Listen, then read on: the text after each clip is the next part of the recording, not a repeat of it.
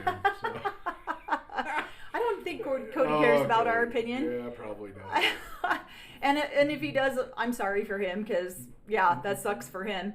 But so there's really never, like, you're always taught when you're I was taught, and I'm sure you were probably too, that you always want to aspire to this level of a family, this level of a relationship. Look at so-and-so's family, look at so-and-so's family. But then you peel back those layers, and no, I mean, if you would have told me before Sister Wives started, the Brown family were the perfect family. Everybody aspired to be, everybody liked them. Everybody wanted to be around them. But now if you listen to him, he's having premarital sex. 2 or 3 of his wives want to leave him. There's always shit going on all the time, no matter how they present themselves to the world. Hopefully that makes sense. The question that all of America seems to be asking is, whose butter did he lick the bread off of? So that'll Oh my be interesting. God. And this is so true. Melanie puts together little scraps of paper. This is my list. Oh my gosh, somebody gave me this for Christmas. She's like, drink more water. So I'm drinking more water. There's a liquor store or liquor brand called My 5 Wives vodka, and I'm like, I don't think we can put that up there. It's vodka. No, it's water. And so he replaced the word vodka and put water. I leave my own little notes around. Yeah, so somebody says, I appreciate your take on these scenes since you have lived it. It's blowing my mind. Yeah, it was blowing my mind watching this. Like, it's... And then Cody's over here, I think I'm being cruel to Robin, but she just has to get reality to hit her. Right? You know, and it's like, she has... Yeah. It's so hard, because I'm like... Reality tried to hit her, but she had a helmet on. So... Oh my gosh! Okay, more seed planting for the, in my opinion, more seed planting for the $2 million mansion. We need a new dream. We need a new goal. We need to move somewhere. We need to do something. Let's get, you know, and so then they're starting to talk about, I feel like that's what they're doing right here in this, is seed planting to justify, look how sad we are in this $1.7 million house. Again, we need to move. We need to move to a $2 million house. So, Cory, notice me. Cory, notice me. Yeah. Hello, Nathaniel. Yeah. So I just think that that's what they're doing by saying we need to move. We need to get on with something. Is they're just trying to justify. Cory's on fire. You haven't even heard half of the stuff. I was like, you're not saying that in the live. Night. You're not. Yeah, last night was hilarious. Okay, now we're back to Christine. We only have about 5 minutes left of this. I love watching. I love watching Janelle be so appreciative of David and Christine. I mean, I don't want to brush over their love story. It's a great love story. It's awesome. Not. Yeah, I mean. Oh my gosh, what was that? Thank you. So I'm not trying to brush over it. It's just, we saw a lot of it last season, and I feel like it doesn't explain like a lot of what I think if I could touch anything on Christine and David's love story is the fact that David has come in and appears to unconditionally love her children and help take care of her children and love and support her, something Christine has probably never experienced before. So good on him for having that, for being that support for her. I didn't know that kind of affection or that kind of appreciation until I married Cory. I had no idea that even existed. Angel boy. I don't have a halo, but... Cory's got a big old halo on his head right now. Oh my gosh. And so when you have been treated so poorly, I mean, I was definitely treated so poorly I was only in that marriage for 10 years. And so I can't imagine doing 20 or even 30 like Mary. All right, so now we're back to the wedding.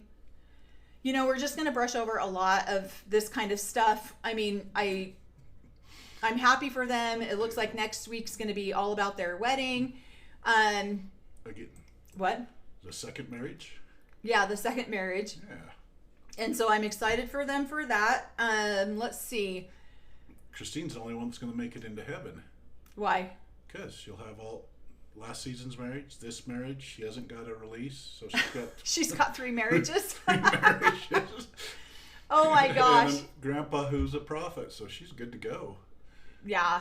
Cody might be her servant in heaven.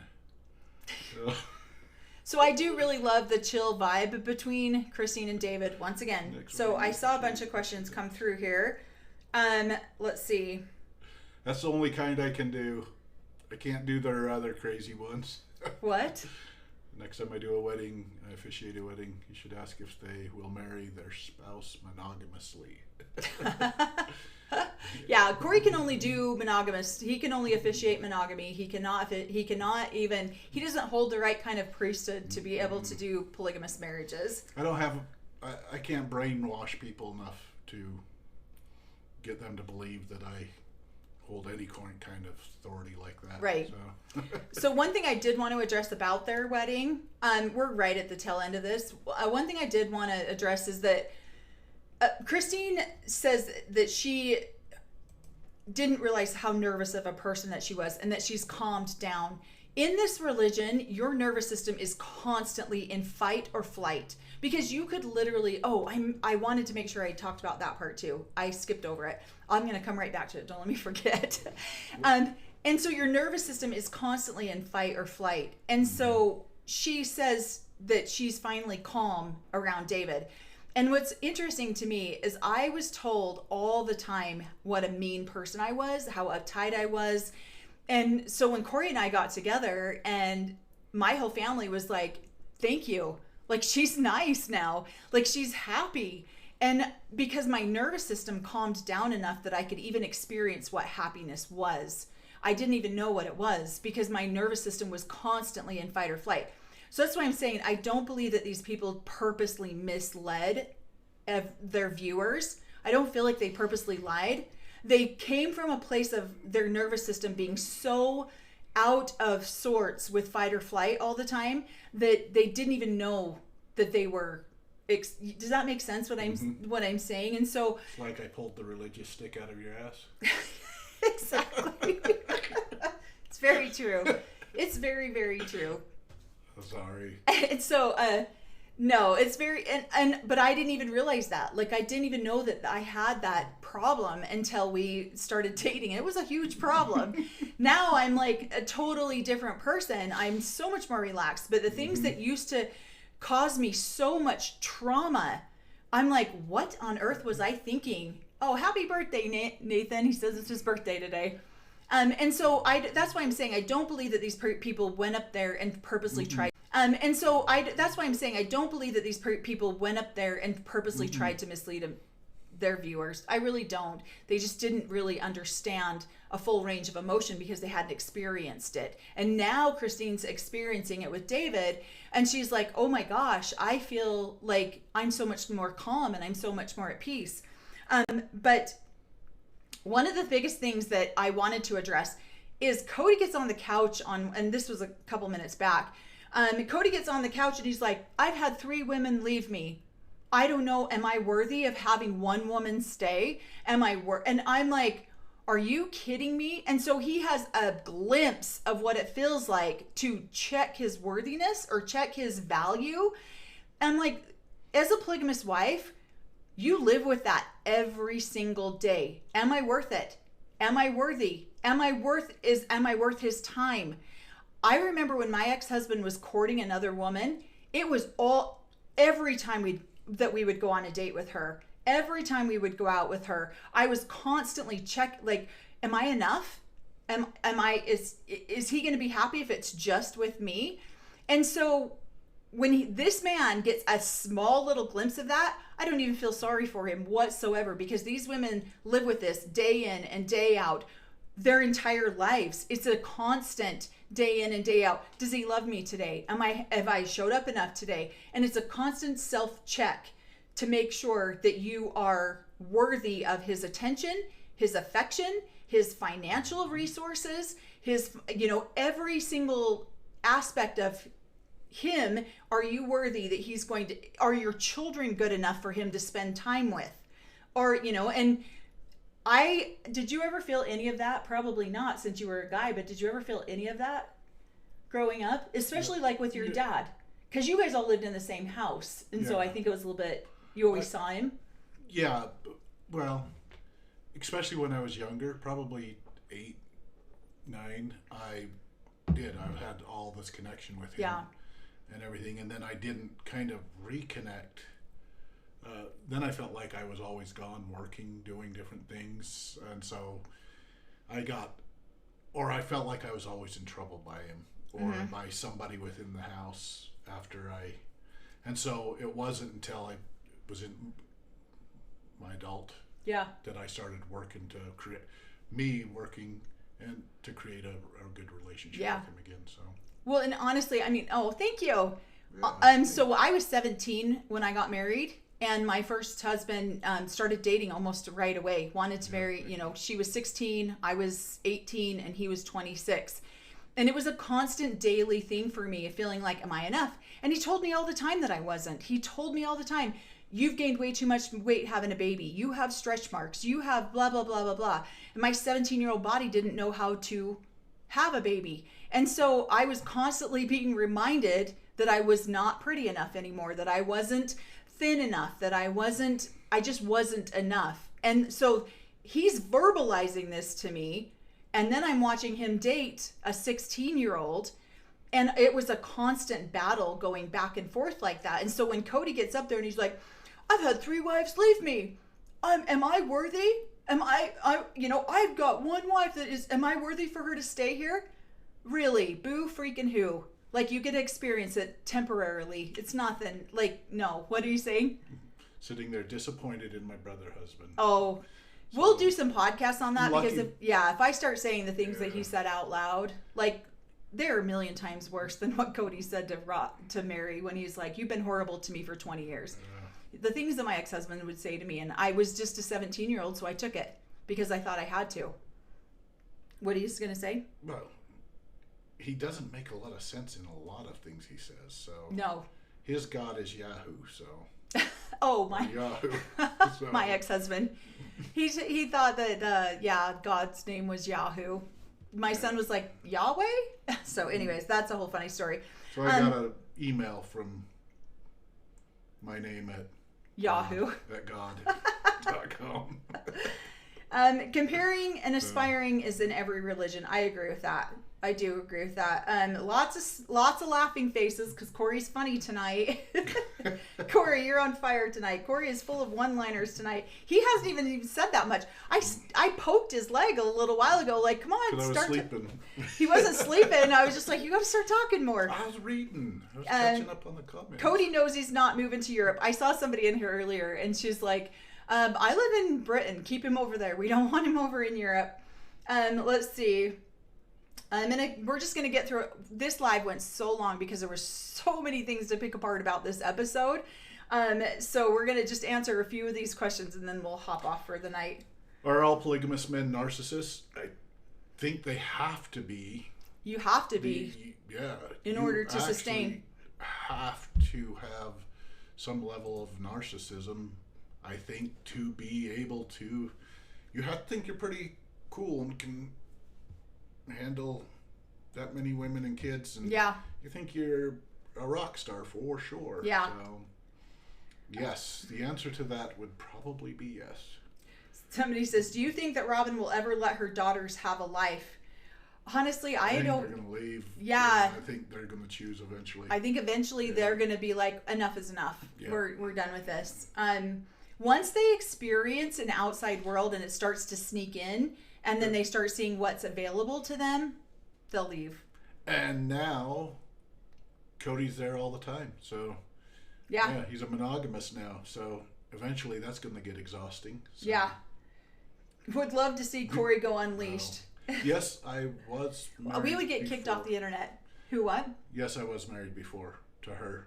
Oh my gosh. So, we've been married. I've only been we got divorced for 2 years. We got back together. And we worked it out. And we're actually doing a podcast on that one too. Yep. Let's see. We've just been trying to figure out our microphone system so that we can do the sit-down podcasting. We're a 2-man show over here. So we're... 4-man show. We got we got 2. Support. Yeah, we got 2 tech supports. Let's see. So we're going to talk about, we'll go over our relationship. I think we're going to do it in a 3 or 4 part series, and we'll talk about it. Yeah. Oh my gosh, I just got my lightning bolt. I know. That's awesome. Oh my gosh, thank you so much, Grandma Lo.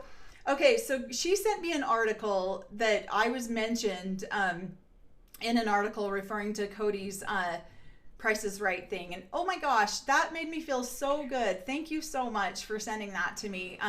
Somebody wrote a little article about our little show here that we do, and I really appreciated that. So thank you for thinking about me with that.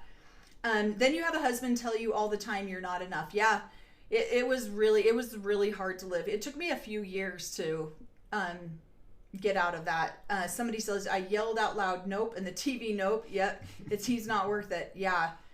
Grandma Lo says, I can't wait for this live recap. Yeah, it's been a long one. This type of life would put me in the loony bin. It really would. It does. Yeah. Yeah. There's so much psychological instability in this religion.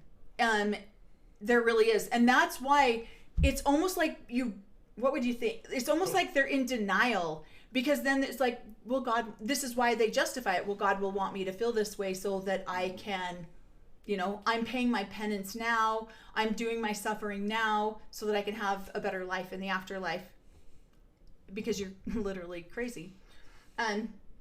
Let's see. What did you think? Sorry, I didn't mean to cut you off. No, I think growing up in this society, growing up, especially as a kid, yeah, it really has some negative effects on you as children. Yeah. And so a lot of children that grow up and become adults and leave the AUB probably leave most very cult-like religions have a level of post-traumatic stress syndrome. So I would definitely say we do. To live, somebody all of a sudden says something loud or my name, and you just like, am I in trouble? Am I going to get hit? Yeah. And I'm a grown man. I've been away from those guys for more than I was ever part of it. Yeah. But there's certain terminology, certain triggers that you're just like, so say it again. I dare you. Tell me you're in my priesthood head one more time. And so then you guys, then she was like, hey, we should watch Sister Wives. I'm like, why? And then we get to see I remember that growing up. Oh my gosh, I'm so glad I'm not there anymore. Yeah. And you can see where they are in their processes of leaving. I know. And that's really where I feel like, because we have each other to talk through a lot of this, and we have done tons of therapy. Mm-hmm. When we see someone else going through that process, it is easier for us to reach out or be empathetic. How can we support you? How can we love you through this transition that you're going through? And I feel like that's been really beneficial for us to have each other in that regard. Because then I can come to him and say, this is really like hurting my heart. Let's talk about this, because I need to figure out why I'm so hurt by this. Someone else's experience that I'm watching. So he's luckily you have Cory now. Yes, I'm so lucky. I feel like we are so lucky. Is the YouTube link in your bio? I keep forgetting to find it. Yes, I have a link tree in my bio, and it's connected to all my social media. So please feel free to do that. We've been trying to go live on YouTube, and we were going to do that more last week, and oh my gosh, it just feels like we cannot keep up with life, but we will be going live tomorrow. I will post a little time slot on there. We will be doing that tomorrow. It's mostly our audio system. We have been just messing around with this, and Katie's right. Most of our family's like, why the hell would you watch that stuff? I know. Because most of us have left, really. Most of us haven't been a part of it. And so don't want to go back and look at us growing up and some of the traumas that were involved. That's what I told him. I'm like, we're falling on this sword hard till that we can talk about this. But we do enjoy talking about it. I do, because it's letting nieces, nephews. Right. It's letting the younger generation. I'm an old guy now, so all these younger generations know that, hey, there's safety outside of how and what you were taught and trained, and so if you have questions, you can talk to Uncle Cory.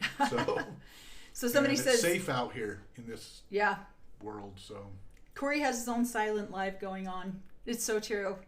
There's days where I'm like, pay attention. But men believe that they're above women and more godly. And this is very, very true. And also men believe that they're above men and more godly within the hierarchy of the church. Horrible. It's where you get put into that hierarchy. And they absolutely believe they're above women, above children, above each other, and they're always fighting for that place. Yeah. Right up to the top. So big egos, you're God's gift to women. And that's what a lot of these men, even if they say, I don't believe that, that's not how they act. That's not how they portray themselves. And Uncle Cory kind of sounded creepy, just saying. Yeah, I got a lot of nieces and nephews. Oh, so, it's true. We do have a lot. Somebody just said Uncle Cory. Let's see. I am a lot. That the next generation's huge. So somebody says, I'm just going to stay single. I don't want to risk ending up with a Cody. So in my experience, when you do your own inner healing, then you will be at a frequency that you will attract that like frequency. And so as long as somebody's looking for honesty, communication, connection, go heal those parts of you that you want to find in someone else. And if you can go heal those parts of you, you'll attract someone else that has those healed parts in them. And so then you don't have to stay single. You can go find somebody that is working on the same thing you're working on. Yep, Moni Lynn, never made sense that you should, no one should be above yourself. Yeah, and that's called nefarious revelation, that you are the one who's accountable for your own actions, should be responsible for your own actions, and you should be able to, you don't need a priesthood leader, a prophet, anybody over you to get permission to live your life and live and love. And so, yes, but that would be considered nefarious revelation, and I am guilty of it. I've got a paper with check marks on all of all my things that I have done inappropriately to be considered a part of a cult. So I'm not a very good cult follower. So I've never tried to be a cult leader. So that's not true. You and my brother said we're going to start our own cult. Yeah. So it says, I've always missed the lives until the end. At least there I can rewind it. Well, thank you. I'm glad you guys want to do it. Mel, you've lived through hell and came out the other side. You're an inspiration. Thank you. On my YouTube, I actually have 5 episodes. I believe there's 5 episodes just talking about getting started with this podcast and how we actually got started talking publicly. So that is available too if you ever, it's like you got to go all the way to the beginning of it. And so those are available on there too if anyone wants to hear some of those beginning stories. Got to use up some of the gifts before TikTok gets the U.S. axe. I'm glad you guys are a beacon of hope for others. Thank you. Yeah, we're definitely leaning, trying to gain our following on that other platform so that if anything does happen here, we can still stay connected with people. Anytime I do anything bad, it's everyone else's fault or the devil snuck in because I'm perfect. I know a lot of people like that. Sometimes I've been that person too. I totally get that. Cory, nefarious revelation, that would be absolutely or totally and all in otherwise inconceivable. That's hilarious. So, okay, I think I got, we need a Nefarious Revelations t-shirt. Yes, we absolutely do. I think that's so hilarious. That's why Cory's dad got excommunicated. Excommunicado for Nefarious Revelations. Nefarious Revelations. Licking butter off bread. Oh my gosh. So, okay, we're going to go ahead and wrap up. We've been going at this for 2.5 hours, if anyone can believe that. I'm going to break this down into smaller increments and throw it up on YouTube. So if anybody wants to go watch it over there, the link is in my bio with my link tree, like I said, and you can find all of our other social medias there, and we will be going live tomorrow. We're going to make sure this happens no matter what. And I will throw a link over there. Thank everybody. Oh, yeah. Thank you. Oh, my gosh. For the people and our gifters. Thank you guys so much. Kayla, Susie, Kiana, Sandra, Taylor, Grandma Lo, Moni. Thank you. Boilermaker, Veronica, Briley, Ms. Shaw, new. Oh, my gosh. You guys are amazing. Awesome. Thank you. You guys. We really appreciate it. What we've done is all the gifts and stuff that we've received is helped by our audio equipment. So we really appreciate it. Every time we make a little bit, we put it into our audio. So hopefully we can make higher quality content and hopefully help a few other people out of these kind of situations. I got this cool fancy earpiece. Thank you. Oh, yay. We have a Scotland on here. Yes. Thank you, Carrie. Thank you for being here. So yeah, we will see you guys live tomorrow. If anyone can make it over on YouTube, I'm going to figure out how to set that up so you can go on there and see when we're going to be doing it. And we will see you guys later. Thank you. Thanks, guys.